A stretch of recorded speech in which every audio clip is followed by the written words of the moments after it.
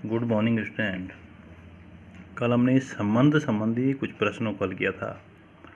आज संबंध संबंधी कुछ और प्रश्न हल करेंगे, जिसके आधार पर आप संबंध संबंधी प्रश्नों को आसानी से हल कर पाएंगे। तो एक उदाहरण है, जैसे सिद्धि कीजिए कि वास्तविक संख्याओं के समुच्चय R में R equal to a b सजल a less than equal to b square द्वारा परिभाषित संबंध R न तो स्वतुल्य है, न सममित है और न संक्रमित है।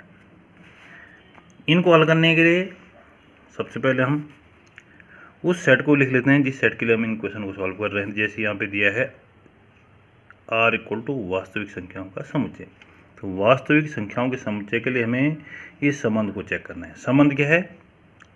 A b such that a less than equal to b square.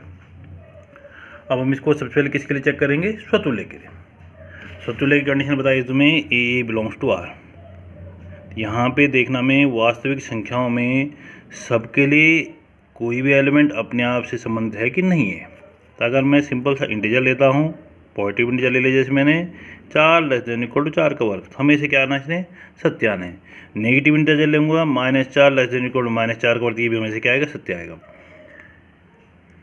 लेकिन अगर मैं फ्रैक्शन वाला नंबर लेता हूँ 1/2 लेस देन इक्वल टू 1/2 का वर्ग, ये क्या होता रहेगा? फॉल्स होता रहेगा। देखो 1/2 1/4 आना इसका मान उससे कभी छोटा नहीं हो सकता है। इसका मीन्स हुआ कि फ्रैक्शन वाले नंबर के लिए ये संबंध बिलोंग नहीं कर रहा है अपने आप से। तो हमने एक उदाहरण ऐसा नोट कर लेना है, 1/2 लेस देन इक्वल टू 1/2 का वर्ग देखा हमने और ये आ गया false. 1/2 less than equal to 1/4 आया और जो क्या आ गया? फॉल्स आ गया। इसका मीन्स हुआ कि 1/2 does not belongs to R, और इसलिए A does not belongs to R, इसलिए वह संबंध क्या है? स्वतुल्य नहीं है। अब यहाँ पे 1/2 की जगह कोई भी फ्रैक्शन आप यूज कर लेंगे, ये सभी फ्रैक्शन के लिए क्या होगा? संतुष्ट करेगा, इसलिए स्वतुल्य नहीं। अगर इसको चेक करना आपने तो कोई भी एक फ्रैक्शन की वैल्यू उठा ले और उसको आप इसमें यूज कर लें और इससे पता चल जाएगा कि ये संबंध क्या नहीं है? स्वतुल्य नहीं है। उसके बाद सममित। सममित की कंडीशन आपको पता है, यदि ए बी बिलोंग कर रहा है रिलेशन में, तो ठीक उसका उल्टा बी ए भी उस रिलेशन में होना चाहिए। अब यहाँ पे अगर मैं पहला नंबर फ्रैक्शन यूज कर लूँ, दूसरा नंबर कुछ भी यूज कर लूँ, देखो इंटीजर, पॉजिटिव इंटीजर में से कुछ भी रख लिया मैंने, 2 का वर्ग, 1/2 लेस देन इक्वल टू 2 का वर्ग, बिल्कुल सत्य आना इसमें। लेकिन जैसे मैं इसका उल्टा कर दूँ, 2 लेस देन इक्वल टू 1/2 का वर्ग, ये फॉल्स आ जाएगा। 2 कभी 1/2 के वर्ग से छोटा नहीं हो सकता है। इसका मीन्स आपके पास आसान सा तरीका हो गया कि आप पहले नंबर को क्या यूज कर लेंगे? फ्रैक्शन यूज कर लेंगे, और बी वाली जो वैल्यू है उसको आप पॉजिटिव इंटीजर यूज कर लो, तो ये हमेशा संतुष्ट करेगा और इसका उल्टा कभी भी संतुष्ट नहीं करेगा। अर्थात ए बी बिलोंग करेगा आर में और b a does not belong to R, और इसलिए क्या नहीं है? संबंध सममित नहीं है। तो इसके लिए आपने पहला फ्रैक्शन नंबर कोई भी यूज कर लिया, लेस देन इक्वल, मैंने यहाँ पे पॉजिटिव इंटीजर कुछ भी यूज कर लिया, आपने, मैंने 1 यूज कर रखा है, और ये 1/2 लेस देन इक्वल हमेशा 1 होता है, यहाँ तक तो ट्रू है बिल्कुल। ये जैसे उल्टा करेंगे तो 1 लेस देन इक्वल 1/2 का स्क्वायर, ये फॉल्स आ जाएगा, क्योंकि 1 लेस देन इक्वल 1/4 हमेशा फॉल्स होगा। इसका मीन्स हुआ कि 1/2 एक तो यहाँ बिलोंग कर रहा है, but 1/2 does not belongs to R, और इसका मतलब हुआ कि ए भी बिलोंग कर रहा है रिलेशन में, but b a does not belongs to R, और इसलिए वह संबंध क्या नहीं है? सममित नहीं है। तो इस प्रकार आप पहले वाले को फ्रैक्शनल वैल्यू ले लो, दूसरे वाले को कोई भी पॉजिटिव इंटीजर यूज कर लो, हमेशा ये क्वेश्चन आपको क्या करेगा? आसानी से पहला पार्ट इसका बिलोंग करेगा लेकिन दूसरा पार्ट बिलोंग नहीं करेगा, और इसलिए क्या नहीं हुआ? सममित नहीं है। तीसरा इसमें संक्रमित। संक्रमित के लिए बहुत सारे उदाहरण हैं, आप जो चाहो उदाहरण यूज कर लें। सपोज अगर हमने बी वाला पोर्शन ले लिया 3, तो अब ए का पोर्शन यहाँ पे 3 का वर्ग 9 है, 9 से छोटी क्या हो सकती है? 9 छोटी है, इक्वल भी है साथ में, 9 8 7 6 5, इस प्रकार आप कोई भी संख्या यूज कर सकते हो। सपोज हमने 8 यूज कर लिया, तो ये हो गया 8 लेस देन इक्वल टू 9, अर्थात 8 3 बिलोंग कर रहा है इस संबंध में। अब यहाँ पे आ गया B3, अब b c 3 less than equal to, यहाँ पे मैंने 2 का वर्ग यूज कर लिया जैसे, तो ये भी क्या है? सत्य है। 3 लेस देन इक्वल टू 4, ये भी सत्य है। इसका मतलब 8 3 बिलोंग कर रहा है, 3 2 बिलोंग कर रहा है। अब क्या होना चाहिए? ए सी में क्या? ए बी है, बी सी ए सी क्या हो गया? 8 2। अब 8 लेस देन इक्वल टू 2 का वर्ग चेक किया मैं, देखो ये फॉल्स आ गया। इसका मीन्स क्या? ए बी बिलोंग कर रहा है, बी सी बिलोंग कर रहा है, but a c does not belongs to R, इसलिए यह संबंध क्या नहीं है, संक्रमित नहीं है। अब ध्यान देना आपने, यहाँ पे 8 जरूरी नहीं है। अब 8 ये आप साथ में रखते तो भी ये कंडीशन संतुष्ट हो जाती। 6, 5, 4 पे नहीं होती है, क्योंकि यहाँ पे 4 है तो यहाँ पे क्या रखना पड़ेगा फिर 4, और वो इसको संतुष्ट कर जाएगा।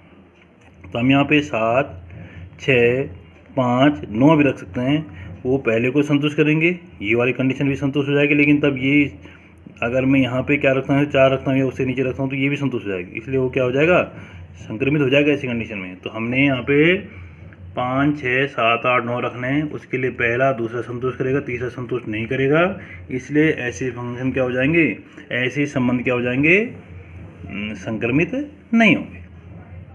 अब यहाँ पे जैसे हमने 3 पे अप्लाई किया, वैसे हम इसको किस पे अप्लाई कर सकते हैं, 4 पे। 4 का वर्ग, अब इधर में यहाँ पे 16 से लेकर देखो छोटी संख्या कुछ भी रख सकते हैं, ये 10 तक यूज कर सकते हैं अगर मुझे दूसरा नंबर 3 रखना है तो। अब जैसे 4 ≤ 3 का वर्ग, ये भी संतुष्ट करेगा, लेकिन मैं इनमें से कोई यूज करता हूँ। अगर ये 16 रख दिया मैंने, 16 ≤ 3 का वर्ग, ये फॉल्स आ गया देखो, अर्थात 16 4 बिलोंग करेगा, 4 3 बिलोंग करेगी, लेकिन 16 3 बिलोंग नहीं करेगा। तो ए भी कर रहा है, बी सी कर रहा है, लेकिन ए सी नहीं कर रहा है, इसलिए क्या नहीं है, संक्रमित नहीं है। तो आप बहुत सारे उदाहरण 5 पे भी कर सकते हैं आप, इनमें तो 25 शुरू करना पड़ेगा आपको। तो आप बहुत सारे उदाहरण हैं, आपने केवल एक उदाहरण यूज करना है, जिसके आधार पर आपको पता चल जाएगा कि फलन क्या नहीं है, संक्रमित नहीं है। तो मैंने सबसे पहले क्या यूज किया, 8 और 3। 8 3 देखा मैंने, तो 8 ≤ 3 का वर्ग बिल्कुल ट्रू है, 3 2 का वर्ग ये भी ट्रू है। लेकिन जैसे हमने 8 और 2 पे अप्लाई किया, 8 2 के वर्ग से लेस है, ये आ गया फॉल्स।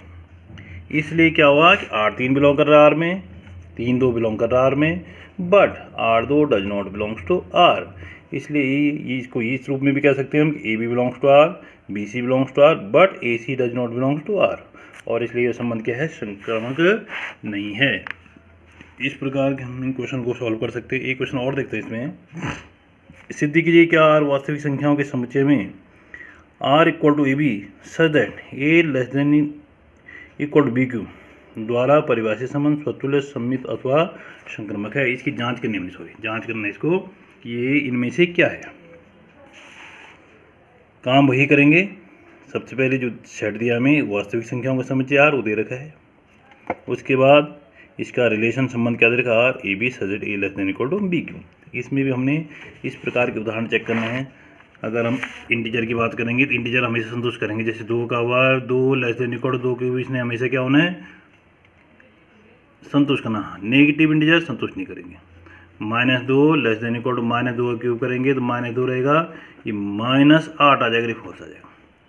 तो नेगेटिव इंटीजर के लिए भी इक्वेशन संतुष्ट नहीं करेगा, फ्रैक्शन के लिए भी संतुष्ट नहीं करेगा। तो मैंने यहाँ पे एक फ्रैक्शन यूज कर रखा है, 1/2 और 1/2। 1/2 ≤ 1/2 का क्यूब किया मैंने, तो 1/2 ≤ 1/8 आया, ये क्या है, फॉल्स है, ये फॉल्स है।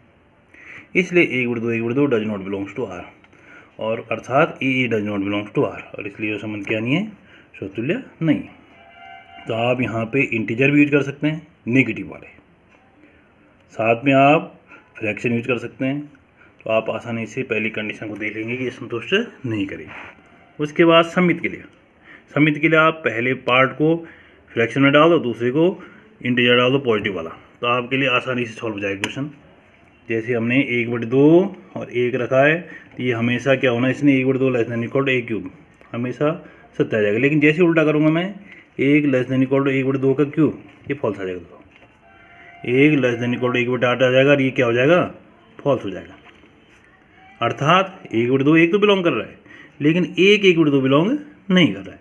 तो यहाँ पे मैंने इसी तरह से यूज कर रखा है, 1/2 ≤ a³, यानी 1/2 ≤ 1, यहाँ तक तो ये ट्रू है। परंतु जैसे उल्टा कर दिया, 1 ≤ 1/2³, तो ये आ गया नॉट इक्वल टू। ऐसे ही 1 ≤ 1/8, ये भी क्या आ गया, फॉल्स आ गया। इसका मीन्स क्या होगा कि 1/2 1 बिलोंग करेगा आर को, but 1 1/2 does not belongs to R. या इसको हम a b belongs to R, but b a does not belongs to R, और इसलिए यह संबंध क्या है, सम्मित नहीं है। अब ऐसे ही इसको संक्रमित के लिए कर लेंगे। सबसे पहले 9 और 3 का क्यूब अप्लाई कर लिया मैंने, 3 के क्यूब के लिए किया, तो यहाँ पे मैंने क्या यूज कर लिया, 9। कुछ भी आप यूज कर सकते हैं, यहाँ 27 तक आप यूज कर सकते हैं। सभी क्या करेंगे, 9 10 11 12 सब 27 तक ही संतुष्ट करेगा। ऐसे ही अब दूसरा पार्ट क्या कर लिया हमने यूज, अब 3 के लिए ए बी हो गया ये, अब बी और सी पे करना है। सपोज 2 के साथ कर दिया हमने, 3 less than equal to 2 cube, ये भी बिल्कुल सत्य हो गया।